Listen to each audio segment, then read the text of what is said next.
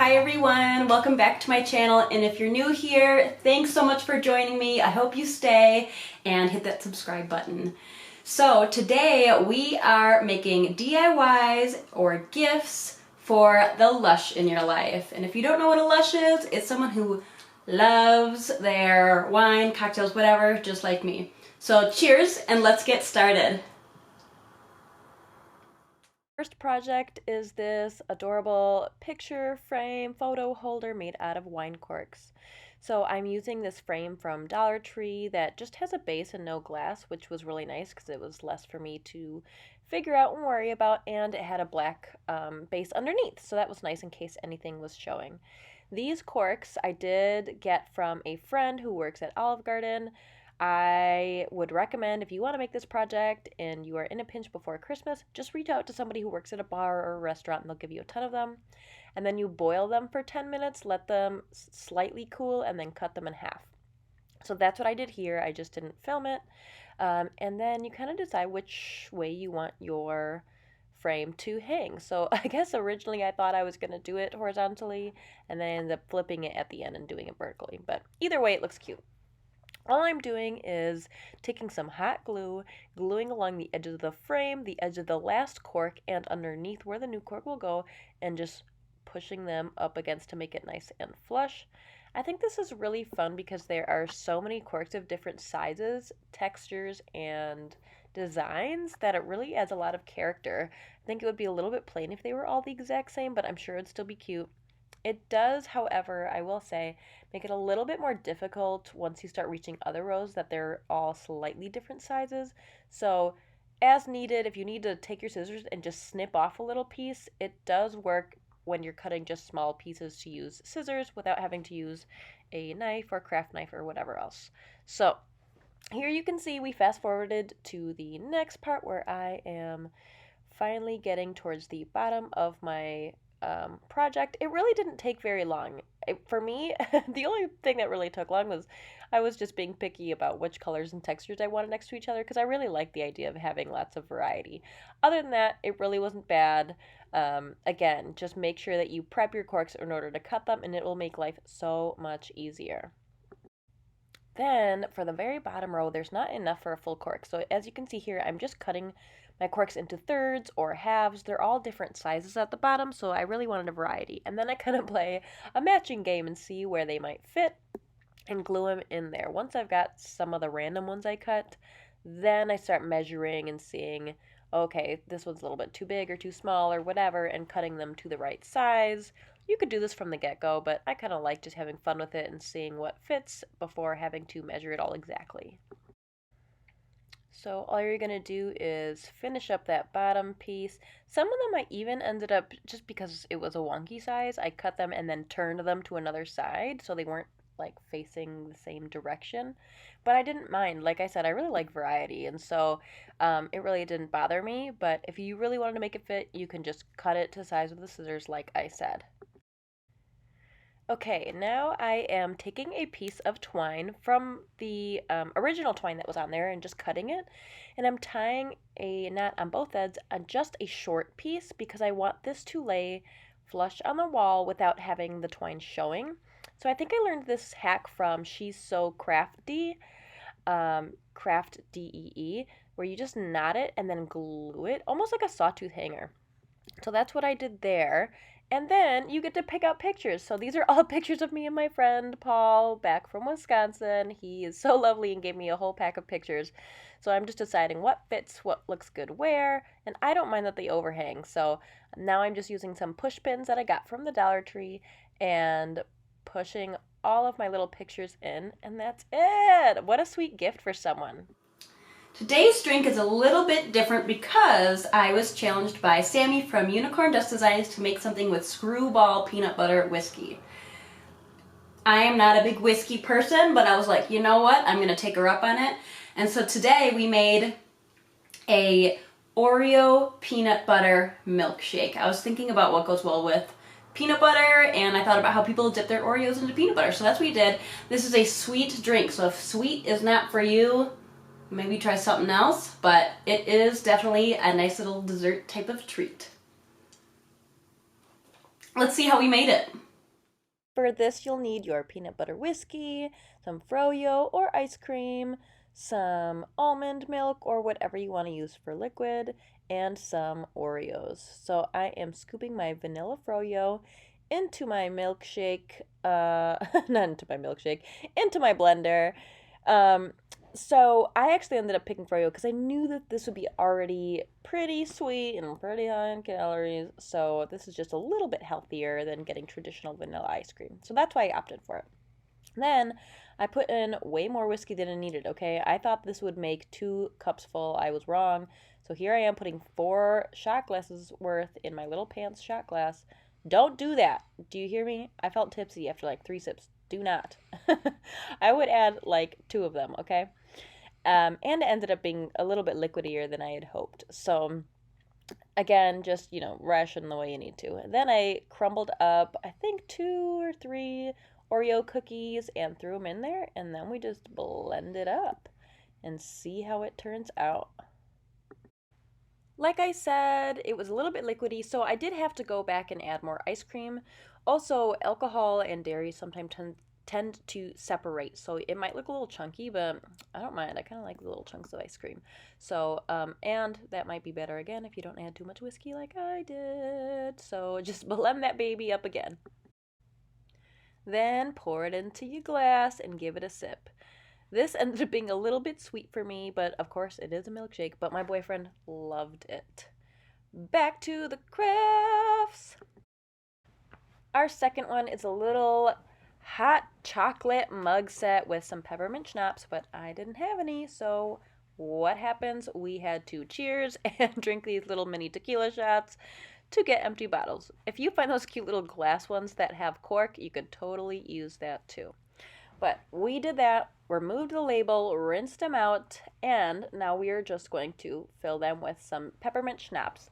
If you watched my other video, which was where I had some dark chocolate, hot chocolate, and then peppermint schnapps, it's so delicious. So this is kind of like the DIY version, and they get to keep the mug. So I just funneled it into these little tiny bottles, which overflowed in both of them. You think I would have learned my lesson from the first one, but I didn't. So don't do that. And then clean up your mess if you do. So then, just to make a really simple label so they know what they're getting, I'm just using some leftover like tag board from a gift box, but literally anything will work as long as it's sturdier than regular printer paper. And I use the bottom of a acrylic paint to make a perfect circle. They end up a little bit wonky, but that's just my cutting skills. And so all you're gonna do with those is just make a little peppermint. So I'm just making these curvy lines coming up from the center and then filling them in with red. And I would recommend a Sharpie for this. I couldn't find a red Sharpie, so I'm just using a red marker, but it didn't smudge too much. So you're just making cute little peppermints that we are going to stick to our bottles so that they know what's in there. Of course, you could also insert some like little paper directions or tell them when you give them to them, but hopefully it's somewhat self-explanatory. Then I'm using a teeny tiny, I mean a little tiny dot of hot glue to stick it on there. We don't want anything to melt. You could use double-sided tape or maybe not super glue. I don't know, but just be very careful with that part. Then it just didn't feel like it was decorative enough, so I thought about adding ribbon to the top, but I don't know, it just didn't seem to fit right. So I ended up using just a little tiny bit of some twine and just adding a little bow on top, which I think really gave it a nice touch. I think it turns out really cute with those little bows. So all you do is cut a little piece of twine, wrap it around, and make a bow on each of your little tiny peppermint schnapps bottles. These guys are looking so cute, and now it's time to assemble everything into our adorable Dollar Tree snowman mugs. So I am using some of this decorative, festive, red snowflake napkins that I had used in a previous DIY, and I'm just using it as some filler in my mugs. I folded one up, put it in the bottom of each, and then I just kind of opened one up and let it, do its thing like tissue paper. Then I just add all my stuff. So I added 1 packet of hot chocolate in each one, a peppermint stick or candy cane, and of course our cute little peppermint schnapps bottles. And I think these turned out so adorable. I also added a flower just for decoration. Before we move on, I wanted to remind you all again of my Multicultural Holiday DIY Challenge. I will leave all the info below.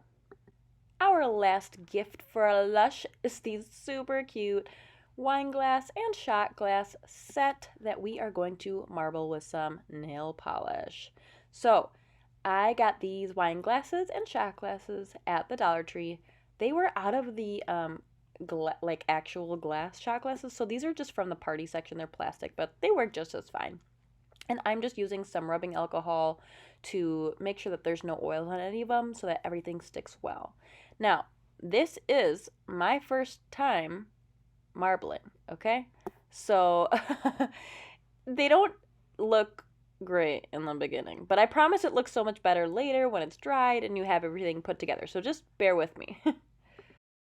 So you're going to use a disposable item, bowl, whatever. I ended up cutting the top off a gallon-sized water jug, and you fill it with some warm water. Apparently the warm water helps it adhere better. This is just based off other tutorials I've seen. I will link some below that might be more helpful. Then really close to the water is where you're going to drop your nail polish. If you drop it from up above, it all sinks to the bottom. So nice and close. So I added a few different colors, a shimmery red, a regular red, and then some like almost coppery glittery nail polish. And I'm dunking my glass in there after I had mixed it with a toothpick to create a cool effect. Here you can see it up close. Like I said, I promise it gets better. It looks really wonky when it first comes out, and I was really nervous, but I actually ended up really liking how these turned out.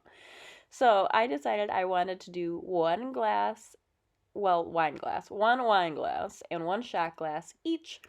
For the color combination, I just think they go really well together, so I'm doing the same process here. It looks like I added a little bit of white too. Mix it with a toothpick, and then put your little shot glass in there. This one ended up being a little bit of a hot mess, but like I said, in the end, it turns out really cute.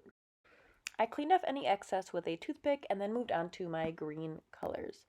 So I used a combination of nail polishes I had at home, but then I also picked some up at the Dollar Tree. So like that green one is super like thin, it looks like, and faded, and that one was from the Dollar Tree, but it still shows up great. So, you know, this does not have to be expensive. Use what you have or just pick up the excess from Dollar Tree, of course.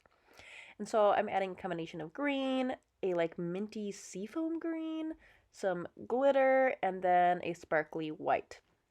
This one I felt like didn't have enough color, so I do end up re-dipping it. It's cute, but I don't know, it just felt like it was missing something. So I do end up doing it twice. So I add more of my green, and then I think I add more of like that coppery glitter that we had in the red one. It just felt like it needed something extra, and that way they actually kind of match a little bit better. So it turns out better when I re-dip it with the rest of the colors. Here I'm repeating the same colors and dipping my shot glass into it. This one might have been my favorite. It turned out really cool. You'll see a close-up here in a second. Gorgeous. I don't know. It's so cool that you like don't really have control over the pattern. It just creates something beautiful and swirly. I don't know how to explain that to you, but here I am doing some gold flakes and some of that coppery gold color, mixing with a toothpick, and finally adding it to my wine glass. And now I like it so much better with that little bit of shimmer. You need to make sure that these dry overnight. I let mine dry on a piece of parchment paper, and then the next day I flipped them over just in case the bottoms are still a little bit wet and let those dry for about an hour. But they definitely have to be completely dry. Also, they will smell, so put them in a room that you're not going to use very often. And now I made some decals with my Cricut, and I kind of wanted to do a play off naughty and nice. And since I thought we were being like cute and like, I don't know, a little bit different with what we were creating, because this is for a LUSH, they might be a little bit sassier. So I made one that says naughty, and I made one that says naughty-er. So here you can see I put naughty onto my wine glass. I will say it is a little bit difficult doing it this way because some of the nail polish will want to peel up. Not all of it, but little bits and pieces will want to peel up. So we do end up Mod Podging it later, and I'll show you that when we get there. as you can see, I am now applying the naughtier one to the second wine glass. I think this just makes such a fun little set to go together, and I'm sure anyone who is a wineaholic will love these. I am just being very careful to peel them off. When you see it lifting, I'm telling you, some of that nail polish didn't want to stick, but it ends up looking really cute. Also, I would be strategic with how you're placing these and pick a side that you like, whether that's away from the nail polish marbling or on top. I kind of picked areas where it's covering a little bit of both. I really struggled with this one, so I definitely had to gain some patience to get it done. But here it is nonetheless, and I love it. Then for my shot glasses, I just wrote the same thing on both because, why not? So I put Holla Drunk on it.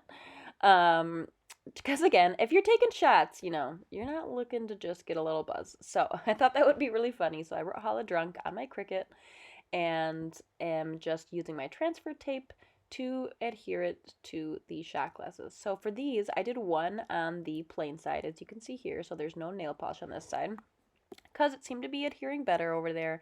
And I liked the marbling so much, I didn't really want to cover it. So here's what that one looks like. A little, business in the front, party in the back. And then I do my red one off screen, but that one I did use on some of the nail polish portion.